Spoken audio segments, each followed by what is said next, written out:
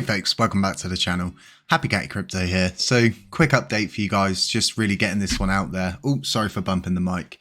Getting this one out there for you guys as soon as possible so you understand what is coming, what's happening and what's current. So if we go over to Screw Terror Station for starters, let's go over to our version of the almighty Lunc Penguins proposals tab. So as you can see, we've got 5234 here at the top, which is lower the tax rate from 0.2%, from 1.2 down to 0.2%, and set 10% of the tax aside for financing the ecosystem, infrastructure and contributors. And as you can see, all nodes have voted yes, and this means it's going to pass. And I don't even think if all the other validators voted no, I don't think it would stop it from going through. I think this one is a passer, but I just wanted to let you guys know that all nodes have now voted yes to the reduction of the burn tax. And like I said, I gave my input in on it, but we can't all agree on everything. And I think this is something that people need to understand is not an issue, okay? But sometimes you just have to make sacrifices for the overall greater good of what the community want. So whether the burn tax stayed at 1.2% or went down to 0.2%, it doesn't bother me at all, because ultimately I'm just here to better move this movement along, so to speak. And I myself believe, like I explained to you guys, it's a little bit too early, but at the same time I'm not I'm not an ecosystem expert. I can't tell you guys for certain that it would or it wouldn't affect the volume, or it's going to attract projects and get everything back up and running the way that these guys are saying it's going to be. But what I do believe is this will then show whether this is true or not. By decreasing it, does it make everything better, or does things just not change at all? So let me know what you think about all of this in the comment section. I know it's really mixed opinions, and this is something that I'm going to talk to you guys about now.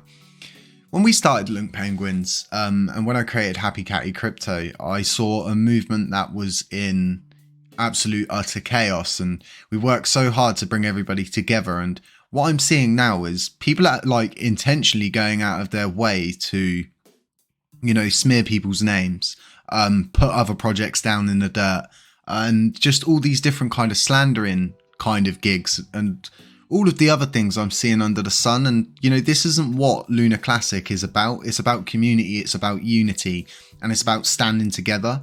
And it's no good people that have huddled together and got themselves into the community to then start spreading disorder. And it's just weird. Like, I totally get it, and I'm always honest, I'm always transparent, and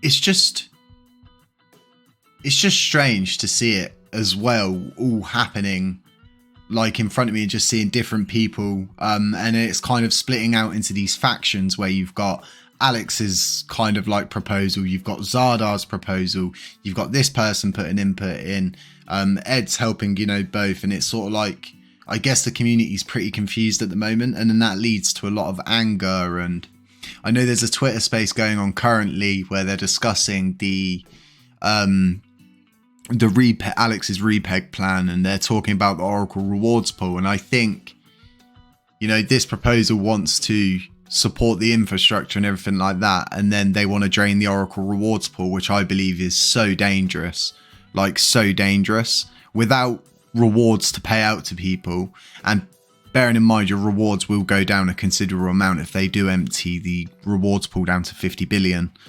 coins. So I'd be very interested to see how this all pans out. And I guess Zardar's going to be working on something. Zaradar is going to be working on something as well. And I'll be interested to see, how this all pans out and what does come from it, and what the final proposal that actually ends up going up goes up. So, like I said, this looks like it's going to pass, and it's a broader perspective of what the community want. And I guess this one's going to take it for the win. And I'm really happy, to be quite honest, that it is going to get lowered, because if if it's going to do what they say it's going to do, it should be a win-win-win. And then therefore, like I've said to people, it should create more burn events, meaning that more coins should get burned anyway. But it's all if, buts and coconuts, and no one's got a crystal ball. Neither is this like a tested, foolproof, kind of plan. Everything we're doing it's experimental in itself. We are working with experimental assets. I mean, if you speak to the everyday average human, they'll just say to you, it doesn't exist. Can I take it out and get it on paper? Is it a currency? Like, that's how you're going to get approached by most people. So this is really early on into crypto, and this is the only real coin like of its kind that is governed by the community, and it's as simple as what Akijura did, and got this proposal up with the correct parameter changes, and we hope to see it makes the correct kind of changes, because that's obviously what this is aimed at, is restoring things quicker, faster, as fast as we can do it. So I'll be very interested to see how the system reacts. So you've got this ends in 2 days, and then you've got the next epoch landing on the 19th. Jeez. So after it passes, it literally should go into action maybe like within 24 hours because of the way that we land on the epoch. As you can see, the next epoch is on the 19th, and 2 days, that takes you to the 17th. So no, sorry, like 48 hours, but you don't have to go through a whole epoch to see that happen. So very good to see that this is all going ahead and it's more of a firm choice. And I'd be very interested to see how the volume reacts, as most people probably are. But as you can see from before the burn tax, but the issue, so what I found was as well, prior to the burn tax, it was just near to nothing to move, coins about. So if you wanted to get your coins from one exchange to another, it probably would work out cheaper in some aspects, depending on what exchange you use, to send them to Terra Station, then to that other wallet.